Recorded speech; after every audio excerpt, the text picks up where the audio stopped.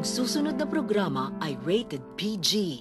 Ito ay nangangailangan ng patnubay at gabay ng magulang para sa mga batang manonood. Pahimangno sa atong mga kabarangay, dunay mga sensitibong eksena ang atong programa nga posibleng makaapekto sa hunahuna labi na sa kabataan ug sa inyong ginhawaan. Kakatiwalaan ng mas maraming Pilipino, ABS-CBN News and Current Affairs. Panig sa katotohanan, panig sa bayan. Ano ba yun?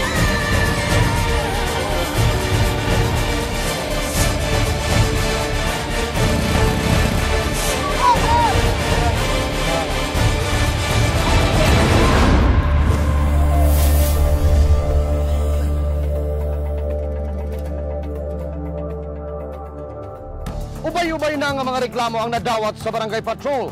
May tungod sa violation sa health and sanitation. Dunay problema sa poultry. Problema sa baho kayo nga babuyan. Kapaniinig mga panahona, mismong ahensya sa gobyerno ang ginareklamo tungod sa septic tank nga nag-awas o baho na kunubayo. Hinungdan niya among giadtuan ang District Hall sa Turil o among naibaw ang dugay na day nila ning ginaantos o gipaabot sa City Engineer's Office ang problema. Ang nakapan, hangtod karon, wa gyud maaksyonan. Ato sa nagyatagan og pagdagad ang reklamo sa usa ka ginang kansang anak nga buang sa pagtanaw sa mga bold DVD nga mapalit lang sa nagunang kadalanan. Kada may among gitutukan dinhi sa Barangay Patrol karong buntaga.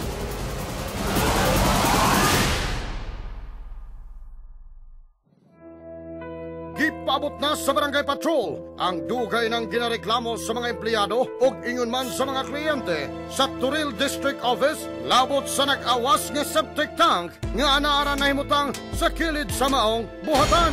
Sa diyang amo kining gisusi, hindood yun ay dunay nag-awas nga tubig gikan sa septic tank o tungod kay wala kini laing kalutsan nagbanaw ra kining tubig dinhi sa ilang lataran kung diin kanunay ginaagian sa mga tao. Baho siya kay nga gikan septic tank ang tubig. Nya makuan bita sa atong palibot mga kuan mga kultimadado mga tao na mga bata mo agi nga agi ra mo kanang na tubig daw kanang galama. O agi diha nya kang gaduwa pug balibol maabot yak bula. Puniton ra pud hugaw kayo natakbo-takbuhan lang. Hinoon sa among pagbisita, wa namo matimahuan ang giingong baho gikan sa tubig nga gawas sa septic tank ug usa kini kahigayon alang niining usa ka hardinero nga makapanglimpyo duol niini samtang wala pa nangalisbo ang baho niini. Kanay nung septic tank nung dugay na kanang tubig diha dugay na ning agas. Ano baho gyud moanga lang ibang tawo moagas kanang magkuaglisidula. Inig-agas inig-agi nila. Among gisubay mga kapamilya kung asa padulong kining tubig nga nagaawas sa septic tank. Diretsong direksyon sa tubig paingon sa tubangan sa District Hall og tungod kay walay undang ang pagtubod sa septic tank dili layong lukopon sa tubig ang tibuok agianan pasulod sa maong building. Busa gihimo na lamang alibyo nini ang pagkalot og gamay ug mabaw nga kanal aron nga ma-divert ang tubig pagawas sa semento. Gisubay tuod ang kanal gawas sa kanunay ginaagian sa tao apan asa kini paingon purbida gawas di ay gyapon kini sa kalsada sa mismo pagyong entrada sa parke kung diin mas daghang tao ang naperwisyo. Kita ninyo ni mga kapamilya? O sa kang hilngig nga welcome alang ngadto sa buot mo bisita sa parke o di ba kaha ngadto sa mga dunay tuyo sa District Hall. Pastilan, kumusta pud ka kining sinanay diri sa kilid nga gapwesto diri mismo duol sa gawasanan sa tubig? Natingala bitaw mi ani ma'am kung di nigikan pero ang mga tao may mga sa septic tank na. Nya ina mga septic tank unya mga bata ra mausahay magdula-dula diri rapoy usahay nay makalapok manghimasa. Dili na ko baho na ma'am oy. Ya bisa ka na ganing taga-opisina mo agi diri mo na. Uy ayo pagtamak da kay hugaw biya nang por Diyos por santo, may pasinanay, nagpakabana. Pasalamat na lang tingali, kadtong mga wala na sayod, nga kini ang tubig nga ilang matumban, gikan kini sa septic tank. Ew! Apan kong mga lisbo, to smell is to believe. Sa pagkakaroon ng God, katong last year pa man ko nga kuhan, nga problema. Ato rin nakita ninyo, di pa ni mga nga tubig. Nabanon siya kani nga tubig. So, i-refer na ko kang sa Dulyang, amuhang district coordinator sa district. As para sa yung soysay, padangat daw kay Engineer Reyes. Ilang katong i-appeal ang suyop. Katong time nga naangkupak doon katrabaho sa gym, ipasuyop pa nila. Sa pagkaroon nga tuig, bawal na daw ang compactor sa pagsuyop sa tank. Tanan sa Davao City. Uy, gidangop na di ay ni sa City Engineer's Office. Kung dili man pwede ang ilang ekipo sa pagsulbad nining problemaha, wa man lang ba sila'y sugyot aron nga maalibyuhan kini? Misulod kami sa District Hall aron makahinabi ang building administrator. Apan, tungod kay wala kini dito, amo na lang usa-usang gidalikyatan ang ilang mga kasilyas aron lamang makitaan ang sitwasyon. Og dito namo na sayran nga in town, bisa ng CR, way atiman. Una namang gitanaw kining CR sa mga lalaki. Naglibog mi kung CR papagyud ni o bodega na ay mga cubicles apan gihimong pondohanan sa basura. Na ay tubig, aban haskang hugawa. Daw ang urinal ragyod ang nagsilbing pagpamatuod nga kasilyas na ikining among gisudlan. Niya pa kining katawanan nga anunsyo sa portahan. Pastilan. Hinoon, limpyo ang CR sa mga babae. O dirirasad na mo na ibawaan nga wala di ay utility worker ang district hall o igo ra silang nag-hire og tiglimpyo nga dili konektado sa lokal nga kagamhanan. Hahay nako, unsang klaseng sistemahan ang abi manggod namo. Septic tank ra ang problema dinhi. Unsa man di ay ang gihimo sa tigdumala niini nga district hall at tangi sa pagbalik sa Barangay Patrol.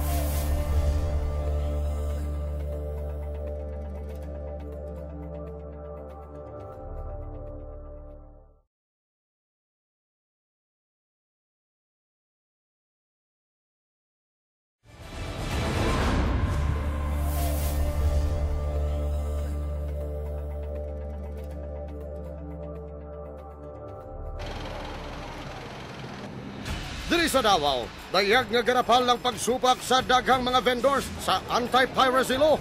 Tungod kay, bisan asang dapit diri sa Davao, dunay gapamaligya ining pirated CD, DVD, computer programs, o guban pa, base sa Republic Act 8293, known as the Intellectual Property Code of the Philippines, o masilado sa pangalang anti-piracy law. Sinutan, og di mo ubos sa 200,000 pesos ang madakpang nagapamirata og mabilanggo ka pa. Ngilngig unsa. Apan diri sa Davao, ginatolerate man sa otoridad ang mga nakasupak sa balaod for humanitarian consideration kuno. Kung baga, bisag illegal, sige na lang. Maong bisan asa, may mapalit kang pinirata. Apan dili kini ang nahimong problema, nining usak ka ginikanan. Nga miduol sa Barangay Patrol, sumala niya, makadaghang higayon niyang nasakpan ang iyang anak nga nagtanaw og X-rated nga salida og diyang iyang giimbestigahan, iyang nahibawan nga sa sidewalk lang di ay sa San Pedro Street kinig ginapalit busa. Nakahukom kining ginang nga ipadangat sa Barangay Patrol ang iyang problema. Sa dihang ako siyang gipangutana kung diin siya adtong mga tape, niana siya nga napalit daw nila dito sa sidewalk sa San Pedro. Para sa kuha manggo, dili ko gusto nga akong anak o iyang mga barkada nga nagatanaw og ball tungod kay makakuha manggo sila dautan nga panguna-una sa basin makabuhat sila og dili angay buhaton nila. Tungod sa iyang reklamo, ako dahil gibisita ang lugar nga gitumbok ni nanay dinhi sa Dalang San Pedro. Ana karon ang Barangay Patrol dinhi sa San Pedro Street. Og dinhi dunay nakuha namong impormasyon nga nagpasa dinhi ang pagpamaligya sa mga bold o X-rated nga mga DVDs.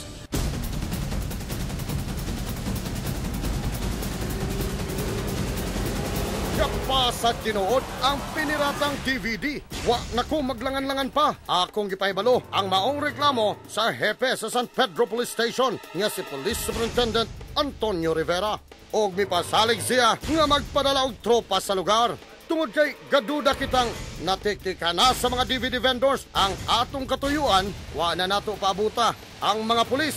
Wag yun kita masayop sa atong pagduda. Nahipos na sa mga tindero ang mga bold DVDs nga ilang tinda. Pagkabtik na lang ang uban. Dali kayong nasiradaan ang ilang tindahan kay gitabuna na og sako og sa atong pagpangukay sa mga DVDs. Pagdika, no? Uy, may usa pa ka DVD nga bold collection ang nahibilin. Sakpan kabay. Bisan og nahipos na ang ubang mga bold DVDs ni apay usa nga murag bag-ong pangabli. Murag wa ni mapinduti sa iyang mga kaubanan. Bebe, tan-awon tat kining iyang ginapamaligyang DVD. Tanawa. Inig-ukay ni mo din eh. Ano yung mga bold imong makita? O ikaw nangita ka o SpongeBob. SpongeBob imong ipangita. Inig-ukab ni mo diha. Napod si SpongeBob. Are you ready, kids? Diba? Horny. Bold. Uy, unsa man sakpan kabay. Nagsagol ang mga bold ug mga pangbata nga DVD. Di ang atong nakita ang mga bold DVDs. Wa na makaarte kining tigpamaligya. Nasayod kong daghan silang nagpalibot kanako. Apan wala sila'y mahimo. Aron pugnan kita na sayod sad sila sa ilang gihimong kabulastugan. Sa pag-abot sa pulis, gidala gilayon sa presinto kining si Mr. Tindero aron imbestigahan o panubagon sa iyang salang nahimo. Dinhi na nako gikumpronta kining si Mr. Tindero. Tuloy ko daw din, di ba? Alam mo bawal yan, di ba? Ikaw nanonood ka ba yan? Nanonood ka niyo, boy? O, di ka gani nanonood. Gusto mo mapanood ng marami mga estudyante, mga bata? Hindi mo nga mapigilan pag may magbili na bata yan. Og miangkon siyang dugay na silang nagapamaligya og X-rated na DVD. Tungod kay daghan sab kuno ang ilang mga parapyanong nagapangita niini. Lakip na ang mga batanong estudyante. Tungod sa iyang nahimo, mag-atubang kini og kaso, hinungdang kining si bold DVD vendor na priso. Kung imong tanawon, simple lang manunta ang iyang nahimong bayolasyon kay igo ra sab kining nanginabuhi. Apan alang kay nanay nga na problema na sa anak nga na-addict sa pagtanaw og X-rated nga mga pelikula, gitiaw ang iyang kabalaka nga kung magpadayon nga mapalit sa tumang kasayon ang mga bold DVD basin ang iyang anak na ang mapriso kay nailambigit na sa lugos. Ang mga porn DVDs din we are not tolerating na mobaligya sila whatsoever. No, ginabawal gina nato. Well, from time to time ginatuyo kina nato kay tungod aning campaign lagi nato no ning against pornographic materials. So far kung makita nato din no, dili mga porn materials ang naka-display din sa sidewalks. May naatay balaod ana no nga masilot ng pahamtang sa ilaha sa pagbaligyaan ng mga pornographic. Naaman na sa atong balaod. Tungod sa nagreklamo kada dawat sa barangay patrol, may tungod din mga bold o X-rated na DVD nga nagpasad sa may Dalang San Pedro. Amo kining napamatudan, hinungdan niya kining tigpamaligya, kalaboso. Amo pa'y mangno sa tanan, nga kung magnegosyo kita, sigurado walang nga legal o dili makahatag o daotang impluensya ngadto sa atong mga kabataan. Sama na lamang nini mga DVD nga atong makita diha mismo sa atong kadalanan. Samtang kumusta ta kung unsang solusyon sa hugaw nga gawas sa septic tank sa Turil District Hall sa pagpalig sa Barangay Patrol.